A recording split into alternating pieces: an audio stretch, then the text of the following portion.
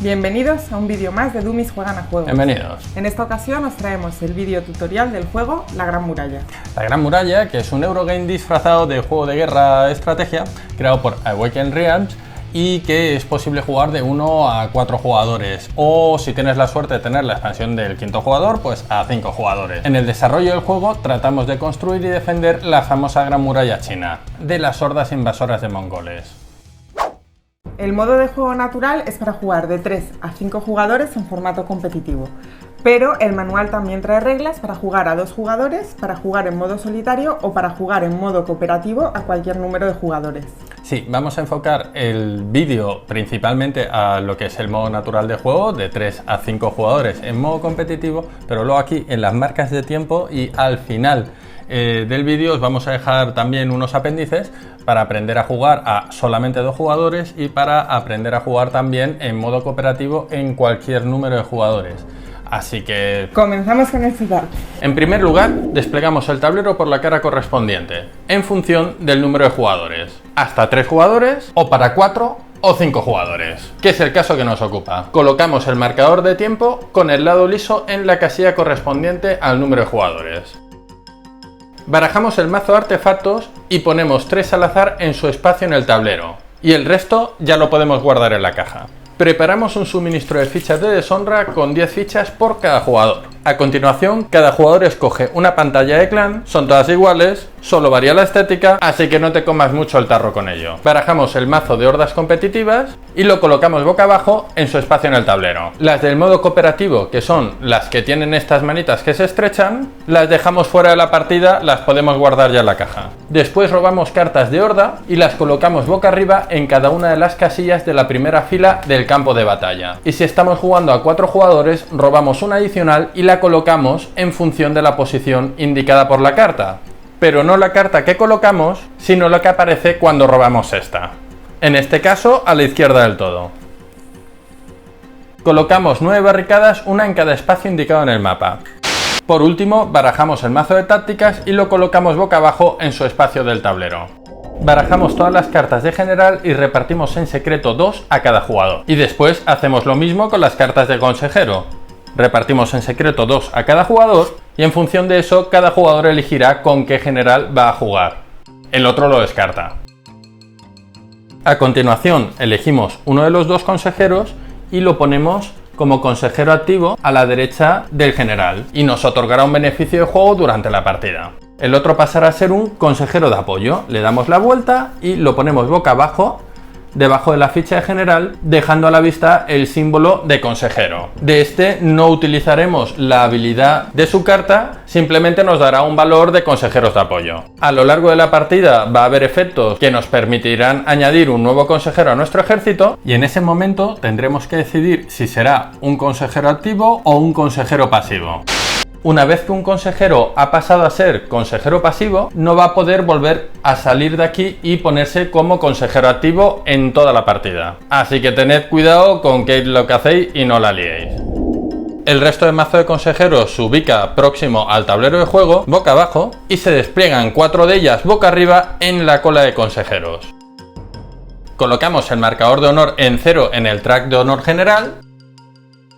Colocamos 3 funcionarios en la embajada del emperador y colocamos nuestro marcador de T en el montoncito de marcadores de T. ¿Que cómo configuramos esto? Pues os lo vamos a explicar ahora a continuación. Por último, cada jugador va a coger el mazo de cartas de comando del mismo color que la pantalla que ha elegido previamente y que igualmente va a ser exactamente igual para todos los jugadores. Cogemos todos los meeples del color también de nuestro ejército o miniaturas de plástico si te has gastado un pico en tener el mismo juego, eso sí, te va a quedar mucho más bonito en mesa. Y cogemos todos los recursos iniciales que nos vienen indicados en la ficha del general que hemos elegido. En este caso 4 de madera, 4 de piedra, 3 de oro, 4 de chi y 3 cartas de táctica que dejamos, por ejemplo, aquí las 3 debajo. El último valor es el valor del T, que no es un recurso, sino que nos va a dar el orden de juego de todos los jugadores, siendo el jugador inicial el que mayor valor de T tenga, y así progresivamente.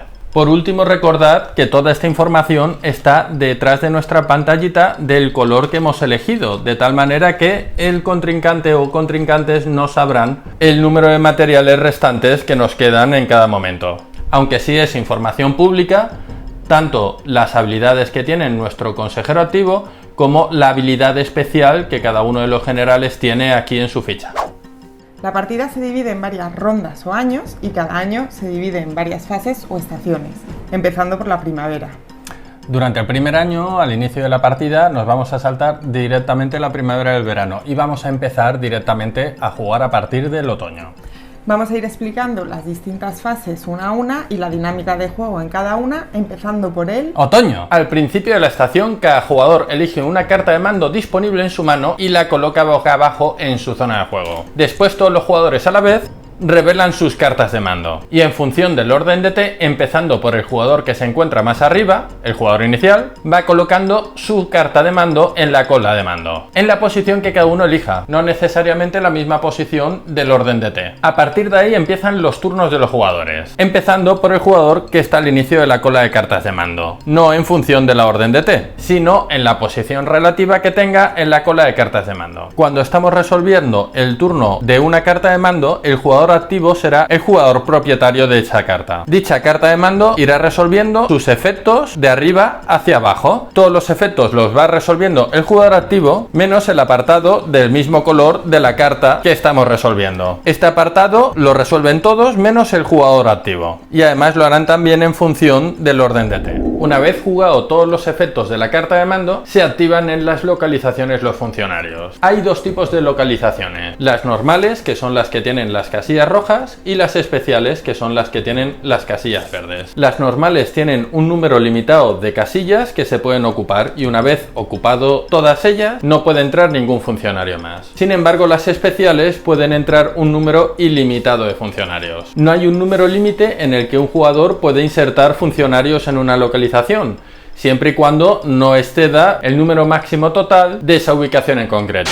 Cuando movemos funcionarios con una carta de mando, los podemos traer desde otras localizaciones o movilizar desde nuestra reserva. En la fase de activación de localizaciones, las localizaciones normales, hemos dicho las que tienen un número limitado de casillas, solamente se activarán si todas sus casillas están llenas. Sin embargo, las localizaciones especiales, que son las verdes, se activarán si hay al menos un funcionario en ellas. Si en la fase de activación de localizaciones se activará tanto una localización especial como una localización normal que tuviera un símbolo de deshonra y solamente hubiera funcionarios de un mismo jugador en esa localización, a dicho jugador se le otorgará un token de deshonra, que explicaremos un poco más adelante cómo funcionan. Por ejemplo, esta localización especial solamente como hay al menos un funcionario de un jugador, pero solamente de un jugador, entonces adquiriría un token de deshonra. Si por alguna razón, por ejemplo, en esta localización hubiéramos movido otro funcionario y las dos plazas quedan cogidas por el mismo jugador, no pasaría nada, porque aquí no tenemos el símbolo de deshonra. Sin embargo, si de alguna manera el jugador verde, el jugador tortuga, se las hubiera apañado para meter 4 funcionarios aquí y activarlo, como tiene un símbolo de deshonra, adquiriría una ficha de deshonra. Si alguna de las mecánicas de juego hiciera que alguno de los jugadores tuviera que robar un token de deshonor, tendríamos que resolverlo de una de las dos siguientes maneras. O bien tendríamos que ubicar una de nuestras fichas o tokens de tropa encima de ella, quedando esta bloqueada e inutilizada durante toda la partida o al menos hasta que nos consiguiéramos deshacer de este token. O la segunda manera sería, si hubiéramos conseguido hacernos con alguna de las cartas de horda, podríamos ubicar esta ficha encima de uno de los huecos de deshonra que tiene al efecto. En ambos casos esto repercutirá de manera negativa al final de la partida a la hora de hacer nuestro recuento de puntos. Este token de deshonra se cogerá de la reserva inicial que hemos hecho a base de 10 tokens por cada jugador. Hay algunas cartas de mando como esta que permiten una activación avanzada. En ese caso, si hacemos activación de una zona con el símbolo de deshonra, no cogeremos el token de deshonra. De ahí el nombre de activación avanzada. No coges token de deshonra porque es avanzada. Y no solamente eso, si quisiera hacer una activación avanzada, por ejemplo, en esta localización que no tiene todos los puestos de funcionario llenos, también podría hacerlo y además tampoco coge el token de deshonra, una maravilla. Aparte de esto, ¿cómo se resuelven las activaciones de las localizaciones? Pues bien, el jugador activo, dentro de las localizaciones que se van a poder activar en ese turno, elige el orden en que se van a activar. Por ejemplo, vamos a poner los funcionarios así, para que se pudiera activar esta. Entonces el jugador activo decide cuál se va a activar primero, segundo y tercero. Una vez que se activa una localización, por ejemplo esta, los jugadores que tengan al menos un funcionario en esa localización y en orden de T van a poder activar sus funcionarios. Eso sí, si por ejemplo tengo dos funcionarios en una misma localización, tenemos que activar los dos funcionarios al mismo tiempo para conseguir el efecto de esa localización. Por ejemplo, si se activara esta localización y tenemos aquí dos funcionarios del mismo jugador, tendremos que activarlos al mismo tiempo para pagar los costes y conseguir el beneficio que hemos pagado, pagando, insisto, el coste total de golpe.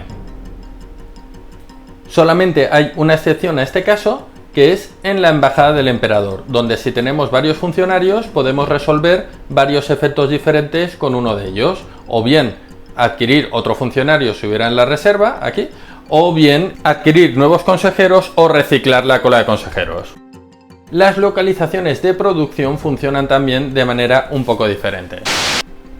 Al activarse alguna de estas, primero de todo recogemos el beneficio en función del número de funcionarios que tengamos en esa ubicación. Al activarse una de estas, primero recogemos el recurso indicado en número en función de los funcionarios que tengamos. Es decir, aquí por ejemplo tenemos dos funcionarios, pues 2 de piedra si eres el jugador verde. En el oro, si tengo dos funcionarios, pues lo mismo, cojo 2 de oro. Si solamente tengo uno, pues cojo 1 de oro. Una vez que hemos recolectado el recurso de esa localización, si tuviéramos también algún supervisor en el track de la localización, ganaríamos también el recurso correspondiente. ¿Cómo conseguiríamos un supervisor? Pues después del paso 1 de recolectar el recurso y el paso 2, que sería recolectar los recursos que nos da un supervisor, vendría el paso 3, que consistiría o bien en contratar un nuevo supervisor o, si ya teníamos uno, promocionarlo. ¿Y cómo haríamos esto? Pues bien, en el caso de contratarlo tendríamos que pagar el coste indicado para ubicar un supervisor en el inicio del track.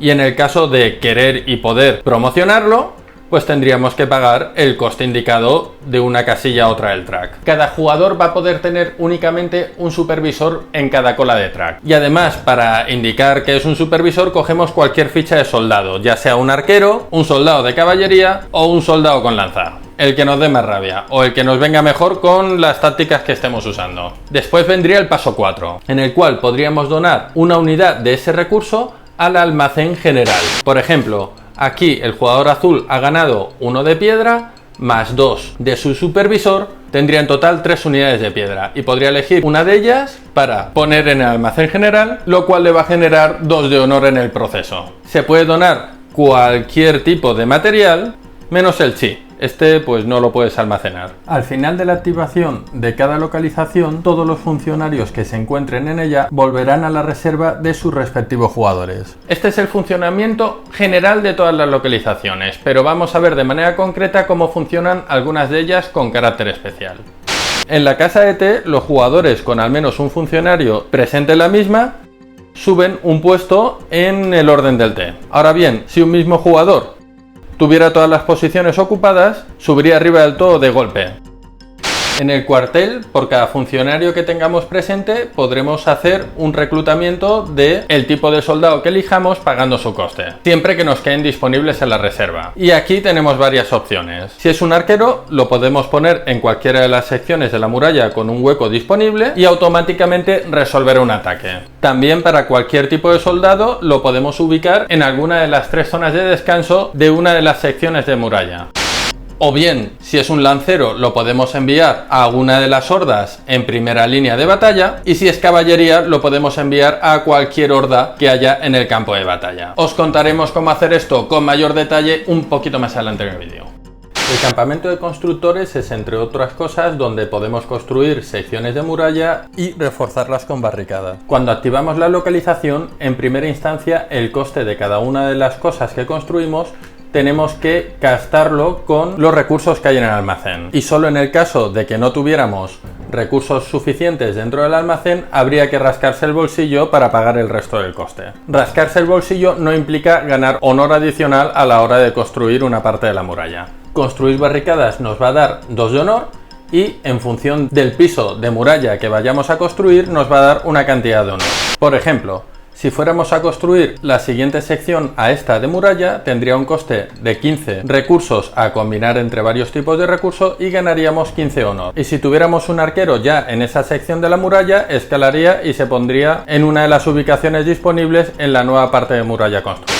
En el centro de logística, por cada funcionario que tengamos, podemos mover una unidad o bien de una muralla a otra, de una zona de descanso a otra o de una muralla a una zona de descanso, pero no al revés, es decir, no puedo enviar a alguien de una zona de descanso a una muralla ni tampoco a una columna enemiga. Para eso tenemos que resolver otros efectos. Por último, en la academia de guerra, por cada funcionario que tengamos en esa ubicación podemos robar una carta de táctica, y en el caso de que estuvieran todas ya en la zona de descarte, podemos barajar todo el descarte y volver a iniciar el mazo de tácticas. Una vez que todos los jugadores por orden han jugado su carta de mando, daríamos por terminado el otoño y comenzaría el invierno.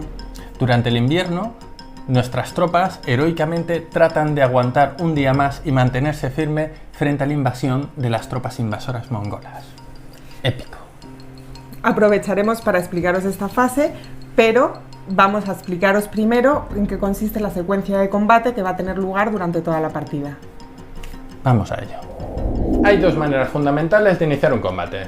Una es reclutando en un cuartel y haciendo que vayan directamente nuestras unidades a combatir, y otra es resolver los efectos de la carta de mando orden de ataque. En ambos casos el ataque se producirá de manera diferente en función del tipo de unidad que estemos utilizando, que puede ser un arquero, que lo desplegamos directamente sobre uno de los huecos disponibles en una sección de muralla y que automáticamente hace que pongamos una herida sobre uno de los huecos disponibles de una horda. Solo que al hacer esto no podremos reclamar la recompensa indicada en esa casilla. También podemos elegir desplegar infantería o lanceros en un hueco de una casilla. En este caso sí que podremos recoger la recompensa indicada en esa casilla, pero solamente los podremos desplegar en alguna de las hordas que se encuentren en primera línea pegada a una de las secciones de muralla. Por último, también podemos desplegar caballería, que funciona exactamente igual que la infantería, solo que en este caso sí que gracias a nuestras monturas podremos ir a cualquier posición en el terreno de batalla. Y además podemos ocupar dos zonas vitales o casillas adyacentes, pero que no estén en diagonal. Si en algún momento llenamos todas las casillas de una horda, esta caerá derrotada. Cada jugador que tenga al menos una unidad en la tarjeta de horda ganará 2 de honor. Además, todos los jugadores ganarán 2 de honor por cada arquero que tengan localizado en la misma sección de muralla. El jugador con más tropas en esa horda, sin contar las heridas que han hecho los arqueros, la reclama y la coloca boca abajo tras su pantalla de jugador, a salvo de las miradas curiosas de sus rivales. En caso de empate, se desempata por orden de T. Acto seguido consultamos el grado de mortandad del año en el que nos encontramos, y cada jugador perderá una cantidad equivalente de unidades y el resto se irá a la zona de descanso de la sección de muralla correspondiente. Podemos pagar 2 de chi por cada unidad para salvarlos de esta muerte atroz y colocarlos igualmente en la zona de descanso con el resto de sus compañeros. Y por último, desplazamos el resto de hordas hacia adelante.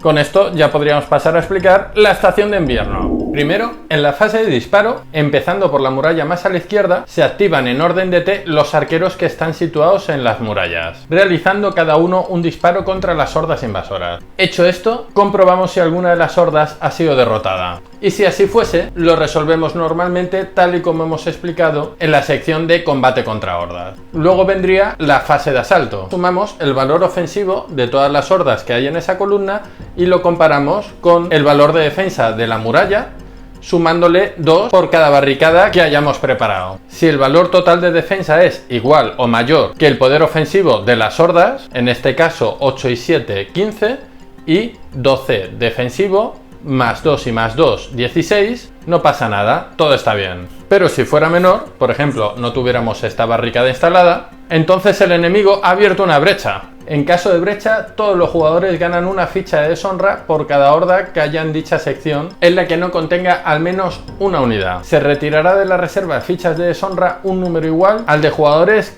que estén en la partida. Y en caso de agotarse, la partida se acabará en el siguiente invierno. Después, en la horda más próxima a la muralla, que es la que causa la brecha, cada jugador perderá un número de unidades igual a la mortalidad del año en el que nos encontremos. Pero igualmente podremos salvarlas gastando 2 de chi por cada unidad para moverlas a la zona de descanso. Cada unidad que retiremos la sustituiremos por una ficha herida y después todos los arqueros en esa sección de muralla morirán. Los soldados en la zona de descanso de esa sección no se verán afectados. Después de haber comprobado durante la fase de asalto las 3 secciones de la muralla, retiraremos todas las barricadas del tablero y comprobaremos las condiciones de fin de partida, que son 3, y que vienen a ser que se hayan construido por completo las 3 secciones de la muralla, o 2 de ellas al menos en partidas de hasta 3 jugadores, que el suministro de tokens de deshonra esté vacío, o que el marcador de tiempo haya alcanzado la última casilla. Si se reúne alguna de estas condiciones, es hora de contar puntos. Y ganará el jugador que tenga mayor número de puntos de honor en el track de honor. Después de añadir los siguientes ajustes.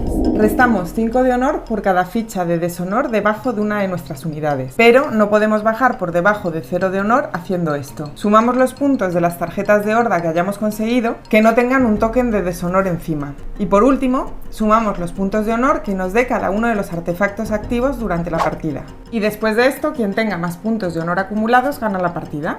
Y en caso de empate, el orden de T desempata la partida. Si no se hubiera cumplido ninguna de las condiciones para finalizar la partida, pues entonces seguiríamos jugando por la estación de primavera. La primavera la sangre altera y nuevas hordas bárbaras acuden al frente de batalla y se preparan para un nuevo asalto. Primero avanzamos el marcador de turno y en función del número de hordas que nos indiquen el marcador de turno, ponemos un número equivalente de hordas que iremos robando del mazo de hordas. ¿Y cómo hacemos esto? Pues bien, primero de todo, si alguna de las secciones estuviera vacía y no tuviera ninguna horda, primero de todo las colocaríamos allí, de izquierda a derecha. Una vez que todas las secciones tienen al menos una horda, seguimos robando del mazo de hordas y vamos colocando las hordas, no en función de la posición que indica su tarjeta, sino de la posición que indica la carta que tenemos debajo al robar esta. En este caso, en la sección de en medio. Si tuviéramos que colocar una carta de horda y ya tuviera los 3 huecos correspondientes adjudicados, entonces no se colocará esta tarjeta de horda, la descartamos automáticamente, pero se produce una incursión en esa sección de la muralla tal y como hemos explicado antes. Por último, descartamos los 2 primeros consejeros de la fila de consejeros, por eso tiene el simbolito de descarte aquí impreso en el tablero. Movemos los otros 2 a esta posición y añadimos 2 nuevos consejeros. Y con esto hemos terminado de explicar la estación de primavera. Solamente nos quedaría por explicar la estación de verano, que básicamente va a consistir en un turno de refresco de ronda. Durante el verano, cada jugador obtiene los recursos indicados en la casilla que ocupa cada uno de sus supervisores. Después descartamos toda la fila de cartas de mando. Cada jugador podrá descartar cualquier número de fichas de deshonra pagando 2 de chi por cada una de ellas y devolverlas a la reserva común. Y por último, siguiendo el orden de T, cada jugador puede decidir si quiere recuperar todas las cartas de mando del descarte de cartas de mando. Ahora bien, después de eso, cada jugador obtendrá 2 puntos de honor por cada carta de mando de su propiedad que siga quedando en el descarte de cartas de mando. Con esto habremos terminado de ver todas las estaciones que se van a ir repitiendo ronda por ronda hasta que en alguno de los inviernos se den alguna de las condiciones de victoria. Las partidas a 2 jugadores funcionan exactamente igual, con la salvedad de que vamos a integrar un tercer jugador que va a ser un autómata, el clan Junco. El clan Junco ni siquiera compite con los 2 jugadores que están participando en la partida, simplemente está ahí haciendo bulto, participando de las defensas contra los mongoles, ¿no? Sí que integra una serie de pequeñas reglas adicionales en el setup y en el funcionamiento del juego que vamos a pasar a explicar ahora a continuación. Vamos a ver primero las diferencias que existen con el setup original del juego. Ponemos una barricada en cada espacio de horda en la sección ubicada más a la izquierda y no la usaremos durante la partida. Preparamos una reserva de 30 fichas de deshonra. Retiramos de la partida las cartas de horda que indiquen la sección de muralla que no vamos a utilizar por las barricadas. Robamos una carta de horda por cada sección de muralla. Colocamos un funcionario del clan Junco en aserradero, cantera y mina de oro. Y por último colocamos el marcador del T del clan justo abajo del todo. Y por último, preparamos los componentes propios del clan Junko. Cogemos la tarjeta del general del clan Junko, también la carta de mando del clan Junko, y elegimos un color de ejército que no estemos utilizando y cogemos todas las fichas de lancero. Con esto hemos terminado el setup y tendríamos que pararnos a ver las reglas de funcionamiento del autómata o del clan Junko. El clan Junko no contabiliza honor, ni ficha de deshonra, ni gana recursos, y si reclamara alguna carta de horda la descartaría directamente. Cuando mueren sus tropas no pueden ser salvadas, y si además algún efecto dijera que tienen que pasar a la zona de descanso, se descartarían y pasaría directamente a la reserva del clan Junko. Si tiene algún funcionario en alguna localización especial pero está solo, esta no se activa. Además, no va a poder ganar nunca ningún funcionario adicional a los 3 iniciales, que además nunca van a poder compartir la misma ubicación entre ellos. Tenemos que tener presente que cuando se activen además en una localización, después de eso no los vamos a retirar y permanecen en la misma ubicación. El clan Junko solamente tiene una única carta de mando que va a jugar otoño tras otoño y que jugará siempre en el espacio más a la izquierda disponible en la cola de mando. El jugador activo en el turno de resolver la cola de mando se considerará el señor feudal y se encargará de decir cómo juega sus acciones el clan Junko. Cuando llega el turno del clan Junko, será el jugador con mejor posición de T el que decidirá las acciones del clan Junko. El funcionamiento de los funcionarios en las localizaciones varía ligeramente respecto a lo de los jugadores. Vamos a verlas un poco por encima. Tanto en el aserradero como en la cantera como en la mina, los funcionarios del clan Junko donan una única unidad del recurso en el que se encuentren ubicados al almacén. En el templo, el jugador activo puede descartar una ficha de deshonra. En la embajada del emperador, el jugador activo puede descartar uno de los consejeros, desplazar los que tuviera por detrás y volver a ocupar la posición con un nuevo consejero. En el campamento de constructores nos permitirá colocar una barricada en un espacio sin ningún coste. En el cuartel reclutamos un lancero y lo situamos en una zona vital de una de las hordas. En el resto de localizaciones no tendría ningún efecto, así que mejor pues que no acaben ahí. Y con esto ya sabríamos jugar a cualquier número de jugadores en modo competitivo. Vamos a aprender ahora cómo hacerlo de manera cooperativa y llevarte bien con tus amigos. Entonces, ahora consistirá en no solamente cooperar para luchar contra las tropas bárbaras que intentan invadirnos, sino también para satisfacer las atenciones que nos reclama el emperador. Efectivamente, en este modo de partida no hay recuento de honor. Lo que hay que hacer es satisfacer ciertas demandas que nos va a ir pidiendo el emperador. Vamos a explicar las modificaciones de reglas que se dan para este modo de juego a cualquier número de jugadores. Primero de todo aplicaríamos los siguientes cambios en el setup del juego. En función del número de jugadores haremos un mazo de demandas del emperador y en vez de desplegar artefactos, en su lugar pondremos boca arriba 3 de ellos en los espacios destinados a los artefactos. Para 2 jugadores solamente usaremos 2 demandas.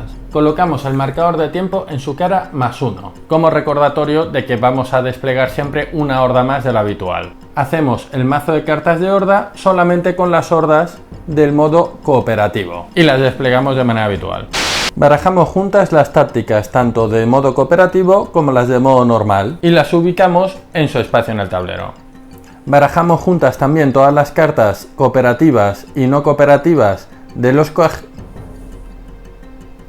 Barajamos todas las cartas de generales, tanto del modo normal como del modo cooperativo, y las repartimos como siempre. Por último, barajamos el mazo de cartas de evento, que se juega únicamente en el modo cooperativo, y lo ponemos cerca del tablero.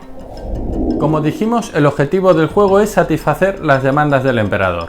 Nunca puede haber más de 3 al mismo tiempo. Durante la estación de invierno, justamente antes de comprobar si se cumple alguna de las condiciones de fin de partida, los jugadores pueden intentar satisfacer cualquier número de ellas, 1, 2, 3 o ninguna. Para ello, a veces es necesario que todos los jugadores paguen el coste correspondiente, como esta que nos pide que cada jugador pague 5 piedras de su reserva. En otras ocasiones, el mismo jugador puede pagar el coste por todos, pero ha de pagarlo de golpe, nunca puede irlo pagando a plazos y tampoco se puede compartir el coste. Además, algunos efectos implican sacrificar algún componente. En ese caso, el componente se destruye y ya no forma parte de la partida, no vuelve a ninguna reserva.